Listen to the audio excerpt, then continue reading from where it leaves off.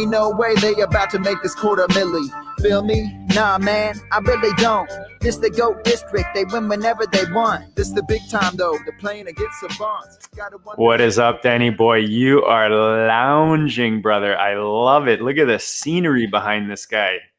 Yeah, it's not too bad. I mean, we got the lake and just enjoying a beautiful early fall day, late summer, whatever you want to call it.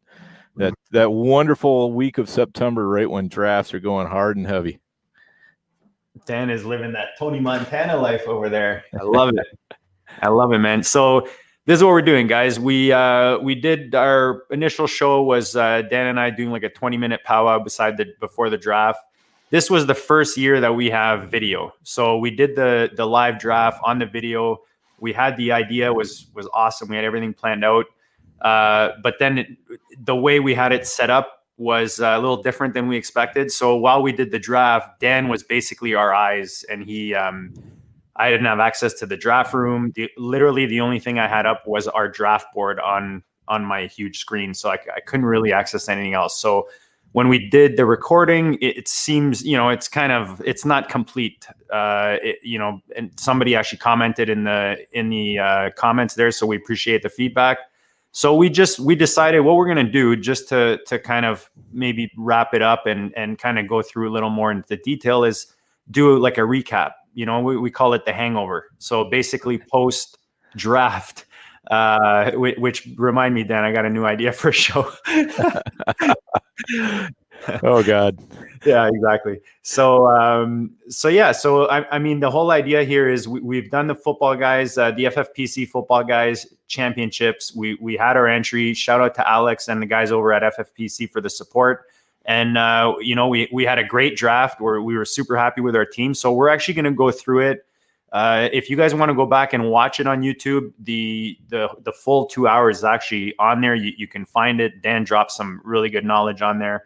We try to, interact, make those decisions quick enough as they come throughout the draft.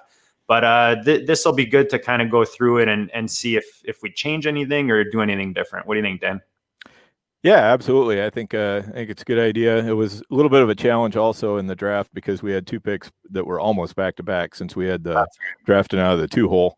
So there were times where we had to make some pretty quick decisions on what we were doing with our second pick, and there were a couple times where the landscape really changed more than I thought right before the first pick. So it was like kind of threw both picks a little bit into doubt where we needed to discuss a little more. Yeah. I forgot about that actually. Yeah, we were in the 2 spots or in the in the 2 spot. No, 3 spots. Sorry, the 3 spots. So, you know what I'm doing? I'm looking at the ADP. I apologize. Yep. So we were in the 2 spot because I remember we got a little brave in that first pick. So why don't you talk about that first pick? I know we've talked about it in pretty in depth in the first episode. So if you want to go back, we were basically deciding between Saquon and Kamara. How do you feel about it now, Dan? I know there's a bit of, Kamara's in the news. I don't know how much you're impacted by that. Would that change your decision today? If I was doing it again today, I would probably go back to Saquon just for the safety factor. At the time we did it, it really didn't look like Kamara was going to be holding out at all. And there was just no indication that he was having any sort of a back issue either. So obviously those things are going to kind of change the calculus a little bit because it was, to me, a very close decision.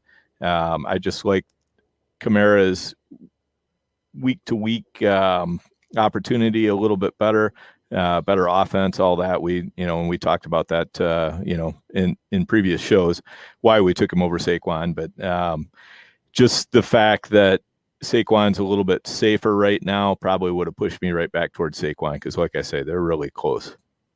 Yeah.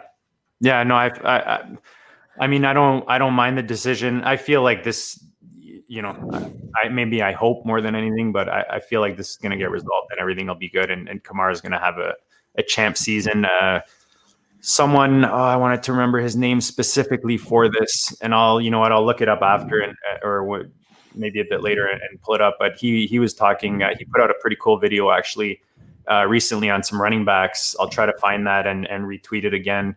I retweeted it yesterday.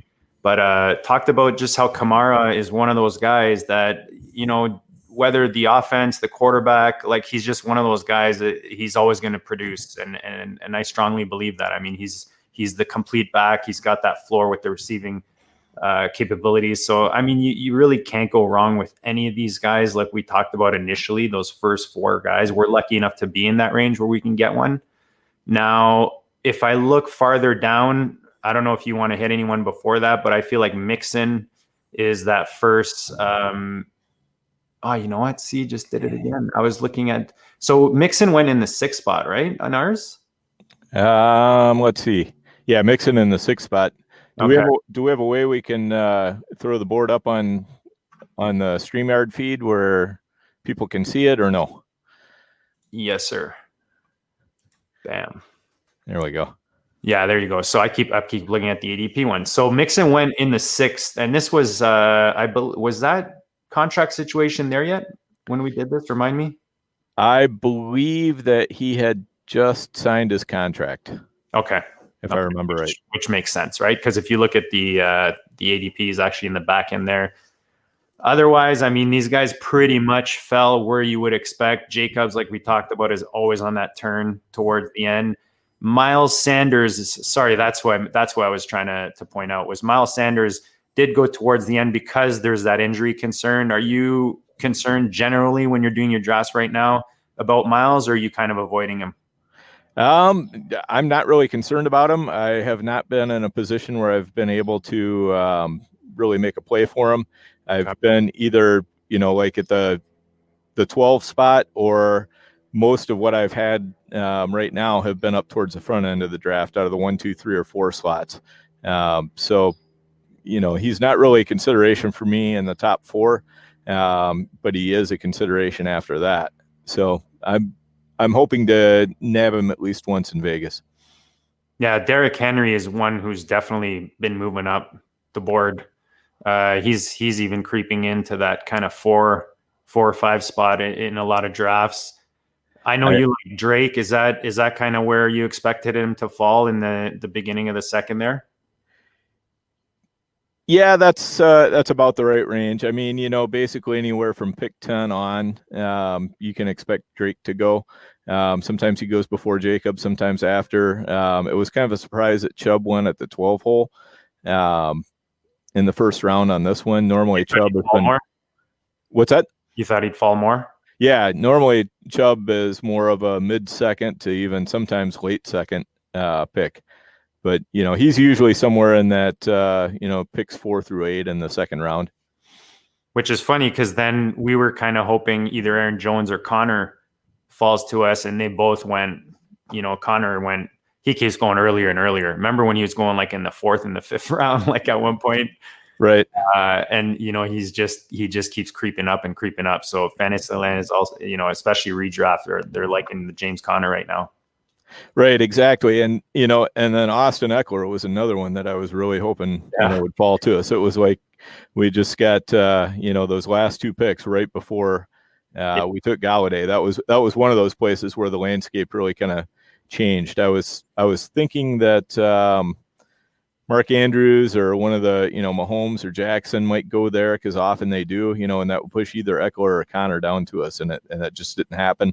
So then that kind of put us into, we weren't panicked, but because we had a strategy for it. Yeah, we were kind of in a frenzy there because we were like, we thought the decision would be made for us, you know, and it totally didn't, because whenever you're left with receivers to choose from, for what because it's like a harder decision, right? Because there's so many that are similar, whereas tight end and running back, like it's a little different, right? So if you have guys in mind, like there's two picks left, and we had Connor and Eckler in mind, and of course they both go. So we're like, do we go? Do you want Galladay or Godwin? Galladay, or And then so we took Galladay.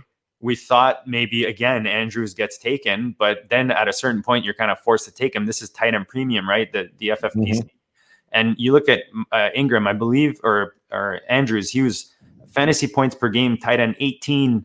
Last year, it goes up to the fantasy points per game tight end 5 last year, and you would expect that to progress even more this year and be more involved in this offense. With Lamar hopefully evolving as more as a passer, and Andrew, growing with that role. So how do you feel about grabbing Golladay over Godwin like we did, and then grabbing Andrews coming back on that turn there?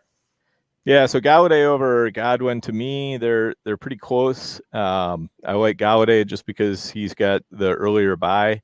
Godwin is going to be week 13, where you're pushing to get that championship. And the way the football players championship is set up, you're guaranteed nothing unless you win.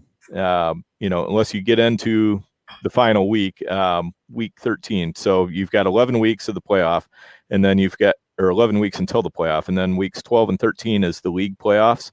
And if you lose in week 12, then you're going to be playing for third place, which means nothing. But then if you win in week 12, you play week 13, right?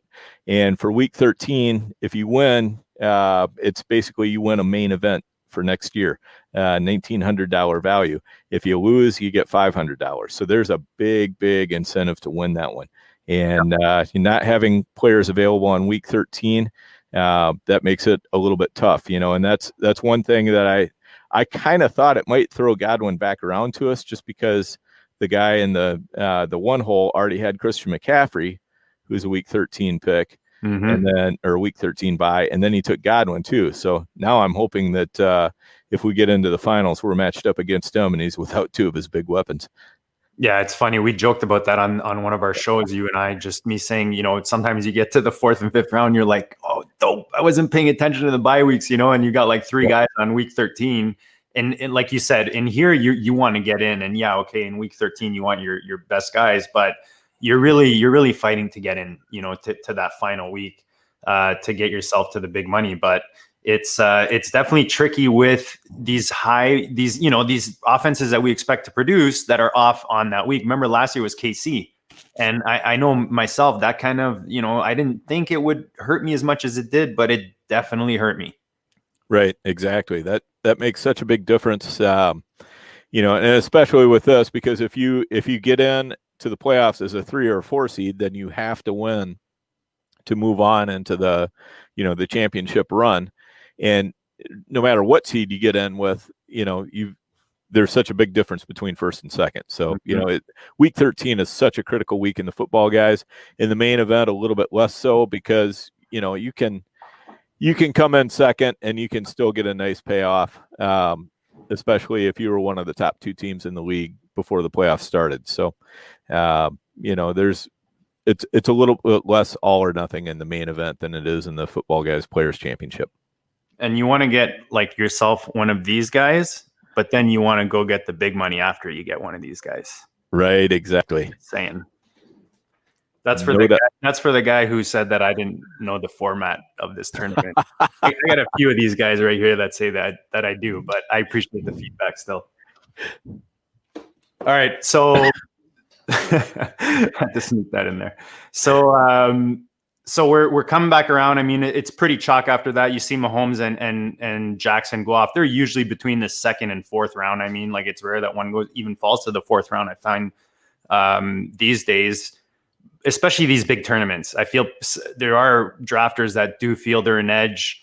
I don't know. I think if I actually, you know what, let's take a minute on it, because I can't remember now where you are on that. Like, I feel like you don't normally go for a quarterback early, but I know you've brought it up at certain points. So are you just looking for value if they drop, or are there certain times that you're looking to get one of these guys in one of these big tournaments?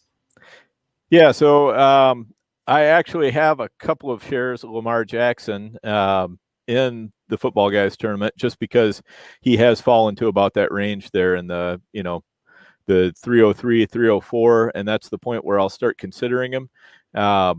And one of them, the reason why I took him was because I had Elliott as my first pick. That was I'm in the 3rd hole. Yeah. And then Kittle fell to me. And then by adding Lamar Jackson onto that, it was a totally unique stack. There's no other team in the FPC competition that even has that.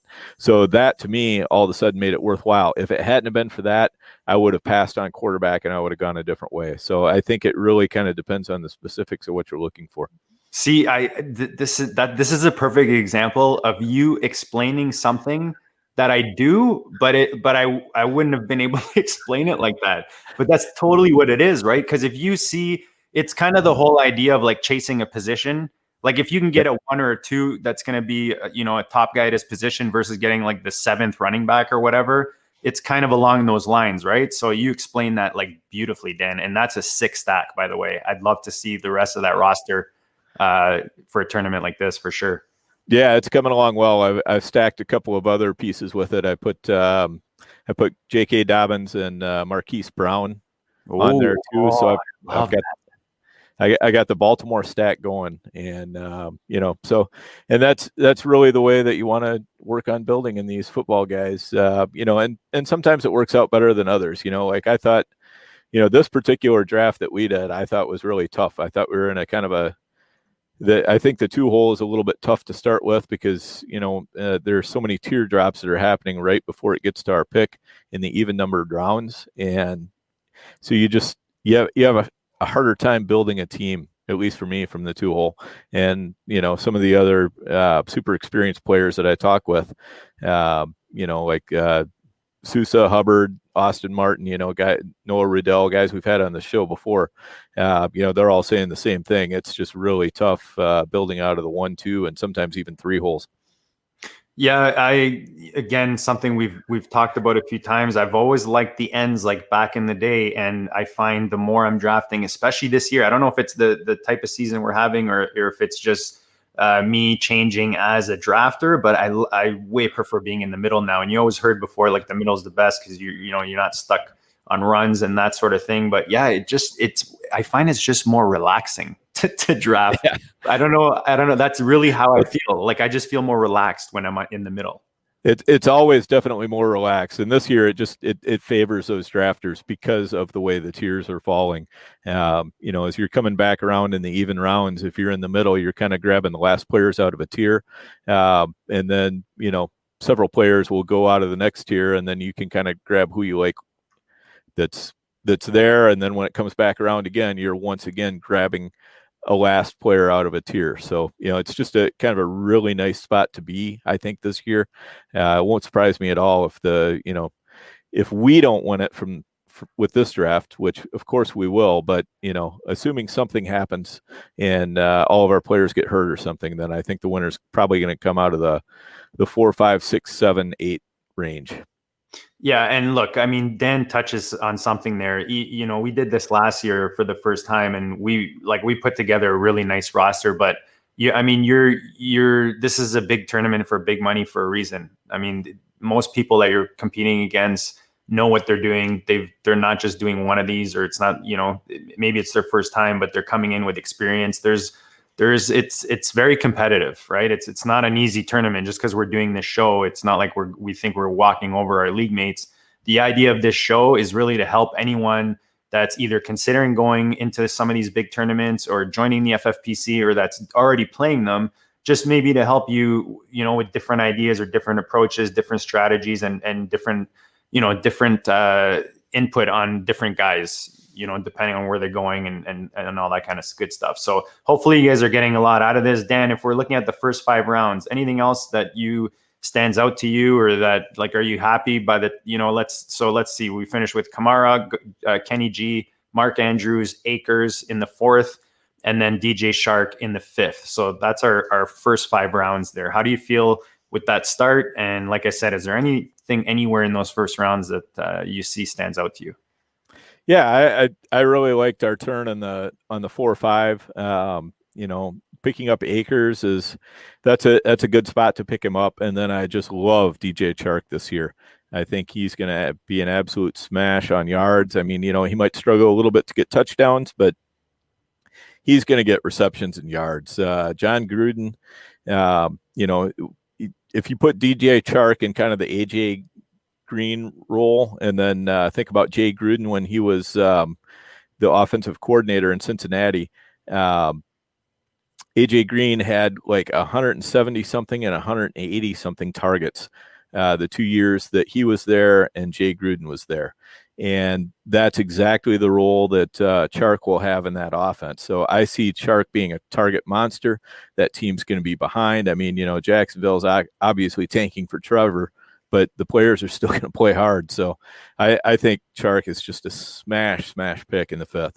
I would have no problem taking him in the 4th either. But, getting Akers, who's a good young running back in a situation and with the Rams where, they like to lean on the running back a little bit, it could end up blowing up in our face on Akers, but, we're not playing to get, 3rd place or anything. We're playing to get 1st. So, you got to go for it all the way. Yeah, there's 2 things there. Shark was an easy decision for us because we either wanted Shark or McLaurin. Those were the 2 guys that we're looking at. We were hoping AJ Brown might fall. I was even surprised he went that far, to be honest. But even like AJ Brown, Woods is nice there. But I remember the reason we took Akers, and I'll get back to taking Akers himself, but was because the guy in the 1 spot had just taken Beckham and Godwin. And we were thinking there's a higher chance he takes other positions there as opposed to another receiver. And of course, he took Ingram and then Higbee. Higbee was a bit of a reach for me, but I mean, like we were saying during the draft, anytime someone takes a guy that you weren't planning on taking, especially if he takes him early, that's like a gift. So we were happy with that. DJ Shark on the turn was, again, no brainer. We decided to take him over McLaurin. But Akers, I just want to go back to Akers, and you'll notice on our rosters, we've got 3 rookie running backs. Akers, we grabbed Dobbins in the 6th, and then we grabbed Zach Moss in the 8th. These type of tournaments, I find even just redraft, getting rookie running backs once, especially if you already have a stud and you're literally just filling like your RB2 in your flex. If one of these guys hit, Dan, we're good. If 2 of them hit, we're like golden. You know what I mean? Because then you've got 3 stud running backs that you can start every week, which is huge. Right, exactly. That makes a big difference. I mean, if Akers and Dobbins all get rolling, then that, along with Kamara, that's both running back positions in one of your flexes that are just getting huge points. We should get, I think, big points out of Galladay, Andrews, and Chark. So then you're just left with a couple positions to fill in, and so if you're rolling strong, most of the time the Football Guys Championship is won by somebody who's starting at least 3 running backs, and sometimes by somebody who's starting 4 running backs. Yeah. So it's super important to, just be able to nail some bell cows. You know what's funny, Dan? I don't know if you saw my Post Malone tweet about a week ago where I was like, I tweeted Philip Lindsay and Post Malone both growing on me or something like that. Right. And honestly, since we did the draft, this is how much I remember from that night. I was so busy trying to manage everything. I've been regretting, like, I don't even know. I think I may have even sent you a message. I've been regretting like me talking you out of Philip Lindsay. And then I look at our roster and I see we have Philip Lindsay in the 9th round there. And I'm thinking, how the hell why was I thinking that we didn't take him? But now I'm just remembering it was James White was someone that you had mentioned. And ever since you mentioned it, not that I regret not taking him, because I love our running back core for sure. I love the upside that we have, and that's what you really want here. But, if where was it? Do you remember where you wanted to take him? Trying to see where he went. I can't even see where he went. Yeah. Oh, there he is. He's in the 7th round. So yeah, that's why I was bringing it up, because I remember it was kind of in this round. So 6 comes around, and then there it was. So I think we went Parker. We ended up going Parker instead of White. Yeah, we did, and that's fine. I mean, especially the way when it kicked back around, we got Moss and Lindsay at the 8-9 turn. I wasn't sure we were going to be able to do that.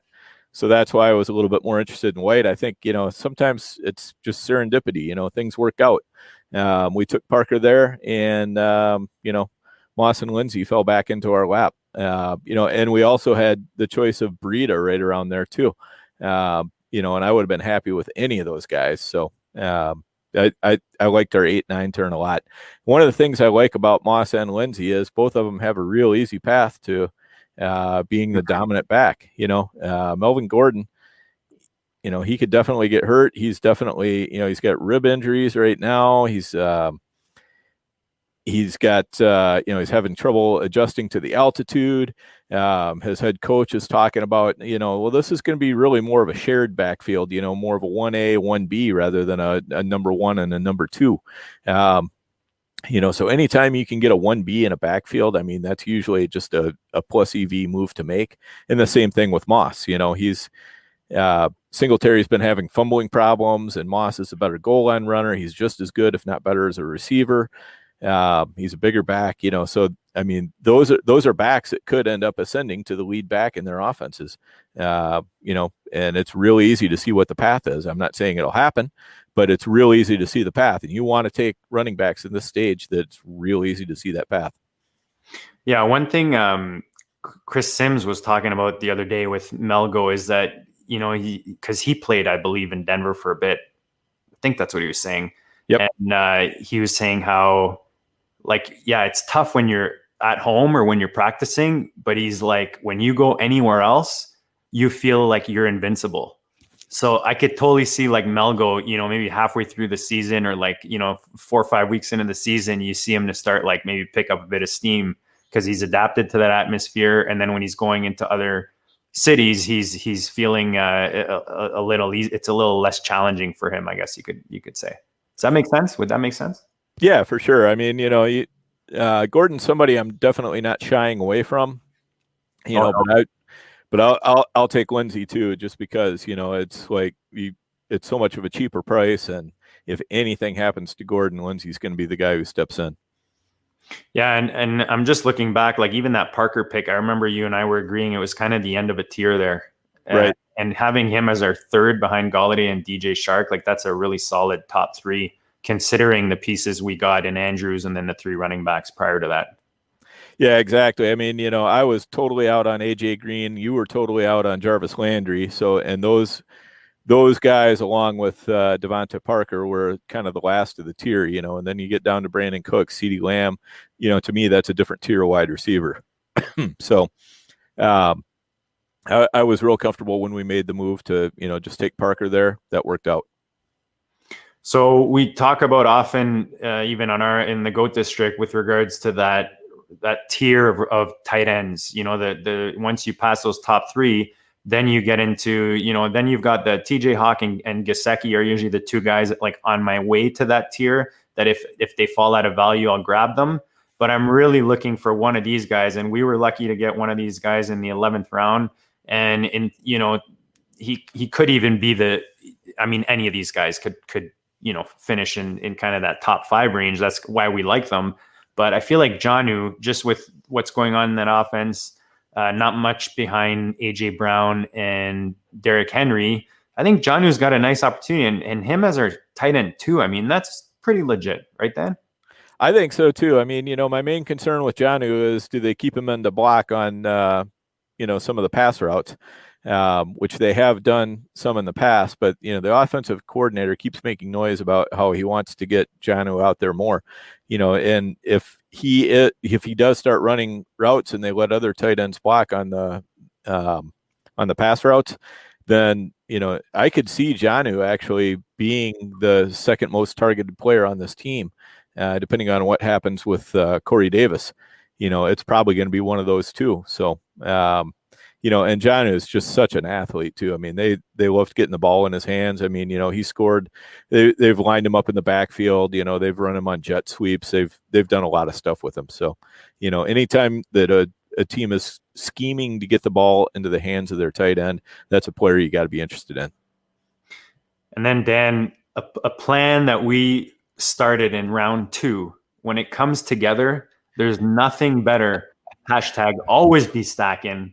We pick up, what is he, our QB3 this year? QB2-3? What are we saying here? Mr. Matt Stafford, brother. We got him, stack him with Kenny G, who's our number 1 receiver. And if you can get that combo, especially with an offense like this, where a lot of it is going to go through Kenny G. It's not like it's, like Tampa Bay or one of those offenses, Denver, where they're going to be spreading it. A lot of it's going to go through Kenny G. And if Stafford can stay healthy this year, this is a sweet value in the 13th round. Yeah, I think so too. I mean, anytime you can get your quarterback that late and get somebody who's, of that quality, and it's an offense that looks like it's going to be fairly wide open since Darrell Bevel came in. He's really started forcing the ball downfield more. I mean, Stafford has been throwing downfield a lot more in 2019 than what he did when Jim Bob, Joe, Jerry Cooter was there. So, what was his name? Was it Jim Bob? Jim Bob. I think it was Jim Bob, wasn't it? Jim Bob. Jimbo Cooter. No. Yeah, you know what? I'm not sure. I'm gonna have to look that up. Anyway, Cooter. But Cooter was a big fan of the short passing game, and Bevel favors the long passing game. So that just said, hey, Galladay's a really good pick, and it also says Stafford's a really good pick. I mean, those guys are going to be hooking up on some bombs this year. All right, he's not coming up, so we'll just call him whatever we want. Call him call him Jumbo for all I can. I know who you're talking about, and I'm pretty sure the listeners are too. I cannot for the life of me remember which one it is. Pretty sure it's Jim Bob though. Jim Bob. That sounds right. So we kind of skipped over a couple receivers here. So look, we've got our top three guys we mentioned in Shark, Parker, and Galladay, and then you're looking for upside or floor depending, right? So we have a nice mix here with Hardman first in the 10th. Brashad Perryman, who's recently dealing with injury. You hope that's nothing big, but we picked him up in the 12th. So he offers you, kind of a nice bye week fill in, and then back to the upside with Paris Campbell, with really T.Y. Hilton there. You expect Pittman to come in and start the season, but Campbell could have a really nice role out there in Indy, especially like he's coming off that injured season. So he's kind of, out of sight, out of mind. So we pick him up in the 14th. How do you feel about these three guys for depth at receiver? Yeah. So overall, I think it's pretty good. I mean, with the Hardman pick, what I was thinking about was that we could potentially pair him up with Watkins. Yeah. But then, of course, the guy in the one hole, as it was coming around that turn, you would think there's only two players that are going to go between Hardman and then where I was interested in taking Watkins, and of course he took Watkins. So that's right. I like that. I like that pairing because probably one or the other of them is going to be worthwhile. And if anything happens to Tyreek, then both of them could be decent plays. But we did get a nice prize in Jonnu Smith since we couldn't get Watkins. Otherwise, we would have probably had to forego Jonnu and then push ourselves down to tight end later. So I didn't mind that. Perriman is the one player I didn't know at the time that he was experiencing knee soreness, and he went for an MRI. They didn't find anything, but the fact that he's got sore knee and they don't know what it is, I guess that's a little bit concerning to me. But he'll hopefully be all right. Yeah, and not that the 12th round isn't important, but receivers at the once you've got your core, these later depth guys, pretty replaceable if you're looking at opportunity cost, and right. You can usually find guys of this caliber on the waiver wire in the FFPC with the shallower leagues. Exactly, and Paris Campbell, I just like that pick because Phillip Rivers is a short passer, and that's the kind of offense they're going to have in Indy. And so his ball is so ugly. Have you seen him, Dan? Like since he's been in Indy? Yeah, it's he throws some ducks. Yeah, that's for sure. He's throwing ducks. Yeah, that's a good way to do it. So yeah, but but Campbell's one of those players. Rivers is really good at hitting receivers. That they're coming open. As they're coming open, he's a good anticipation thrower, and that's going to fit out what Campbell does real well. So, Campbell covers the right area of the field, and Rivers is the right kind of quarterback to get it to him. So, I like Campbell's chances there. Probably how often he's going to be on the field depends on, whether they run a lot more 11 personnel or a lot more 12 personnel. And if anything happens to T.Y. Hilton, that's also a big boost for Campbell. Yeah, and then we talked about the kicker position because it is a significant. I know people say kickers don't matter, all that kind of stuff, but it is part of the FFPC. So if you're drafting on the FFPC, especially in these tournaments, how important they are. And we usually see, Dan, we talked about it in the 14th, right, where Tucker starts going off or Butker out in KC.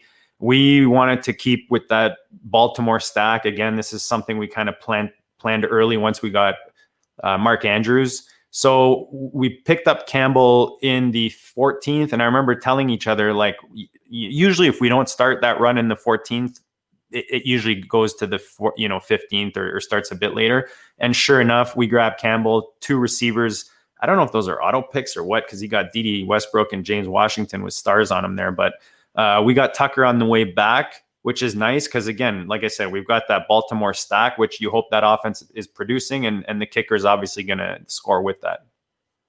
Yeah, exactly. So, anytime you can get your kicker and a running back matched up, a good running game, I think that's always a great combination. And, the nice thing about Tucker is we just need to worry about covering kicker once. We're not going to be wasting a lot of our fab on, trying to run through kickers and, streaming kickers. It can get expensive, especially if there's several teams that are doing it, because then everybody's bidding on like the same 3 guys. Yeah. So it gets old quick. Sticking to the one positions, the defense position, I again brought this up during the draft. I love pairing up a defense with one of my top running backs because usually those things work in motion. I know Kamara's a little different because he's on the field for a lot of different scenarios, whether they're from behind or leading the game. But we got New Orleans there in the 17th round. We didn't grab a defense too early, but we still get one of the top scoring fantasy defenses there. Anything to comment on that position? No, I love that pick. New Orleans is one of my favorite picks, in any draft for defense, just because they scored real well last year. I mean, they've got a formidable defense as it is. Their offense puts a ton of pressure on the opposing offense, and a lot of times they end up playing catch up, which means that New Orleans can just pin their ears back and pass rush. Yep. And anytime you're doing that, good things happen. That's how you get your sacks, your interceptions, things that score you points, touchdowns even. Things that score you points in fantasy. And now they're talking about maybe adding Clowney to the New Orleans defense. Shut the door, man. That's going to be sick. If they get Clowney, that's just going to be sick. Yeah, it's going to be sick. See, that's where these defense picks, they matter, man. You can't just shrug them off. You got to have some targets. And talking about targets, Dan, another little seed that we planted early, grab a little DJ Shark as our wide receiver 2. And I remember the first thing out of your mouth is maybe we get a little Gardner action for that seed. And sure enough, in the 18th round, brother, it all comes around. We stack not only our first quarterback with our first receiver, but our second quarterback with our second receiver. And with Fournette leaving this offense, man, is it Christmas or is it Christmas? Oh, it is definitely Christmas. And not only that, we have the swaggiest quarterback in the entire NFL. There's no question about it. I mean, what Minshew adds to our team from just, kind of the intangibles, he's going to make all of our other players better. There's no question about it. I mean, just, the post-game interviews alone, getting off the team plane, everything. The guy just lights a fire under everybody. So, you're going to look at Devontae Parker. He's going to do better. You're going to look at J.K. Dobbins. He's going to do better, all because we have Minshew on our team. I firmly believe that. So last 3 pieces, last receiver we picked up was Steve Sims in the 16th in Washington. I mean, a lot of opportunity opening up there. He's, like you're looking at these guys in this range. I think we were hoping Edwards falls to us there, and then he went a couple picks prior. And then Eifert as our third tight end out there in Cincinnati. You believe that, I think we're both believers in Burrow having a good season there offensively. I mean, they're going to be... He's in Jacksonville, so we got the. Oh wow! Sorry, that's right. Yep. That's right. The stack. Yep. So we got the triple stack: Shark, Minshew, and Eifert. Wow. You know what's funny? When I first looked at it, I was thinking we've got the stack there, and then for some reason I was like, wait a minute, did he go there? And I couldn't remember, but yeah, he did go there. So that even better, man. We got the triple stack. Triple stacking. Going in the 18th, 19th, when you can like kind of stack those nicely in those bottom rounds that usually don't matter. I mean, that's huge for me in a tournament like this. So that really wrapped this up nicely. And then we put a little bow on it with Mike Davis out in Carolina. Just the guy in the one spot's got McCaffrey, so we got to make sure we have his Mike Davis. Yeah, exactly. I mean, there's a very good chance that Mike Davis will hit the cutting room floor soon, but you never know. I mean, it's crazy how many times it's week one that big running backs get hurt. It's like, if they can make it through week one, then all of a sudden, sometimes it seems like everything's okay. But, holding that one backup to a super stud running back through week one, never a bad idea, because again, you can just get rid of them after the first week and, go out and catch yourself something else, but it's, it never hurts. All right, Dan, I'm going to do a quick recap. So we had Kamara, Akers, Dobbins, Moss, Lindsey in the running back position with Mike Davis in the last round. We have our tight ends are Mark Andrews, Jonnu Smith, and Tyler Eifert for the triple stack out there in Jacksonville. And then at the receiver position, Mr. Kenny G, DJ Shark, Devontae Parker, Mecole Hardman, Brashad Perryman, Paris Campbell, Steven Sims, and our kickers, Justin Tucker for a bit of that Baltimore stack with Andrews, and then New Orleans, who Dan just sprinkled a little goodness on that. If they can get themselves some Clowney action, that'll be nice to have them in our defensive spot. What's your final thoughts on the draft, Dan? How do you feel about the roster, and any final tips or anything you can think of? Yeah, I'm liking the roster. I mean, I think, again, from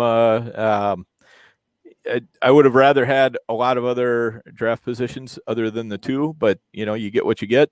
Yeah. And I think we did as well as can be done with it in this particular draft. When I look back over it, there's not really any place where I'm going, oh, I really wish we would have taken this guy or that guy. I feel like we did about as well as we could have done. So I'm pretty happy with it. I'm excited to go to war with this team and see where it takes us, because we've got some guys here. I think we've got the horses to be a playoff team. And if we get to if Dobbins starts turning into a monster down the stretch, you've got Dobbins, Andrews, and then Tucker, and Baltimore has such an easy schedule during those championship weeks. So I'm just hoping we can make it to the big dance.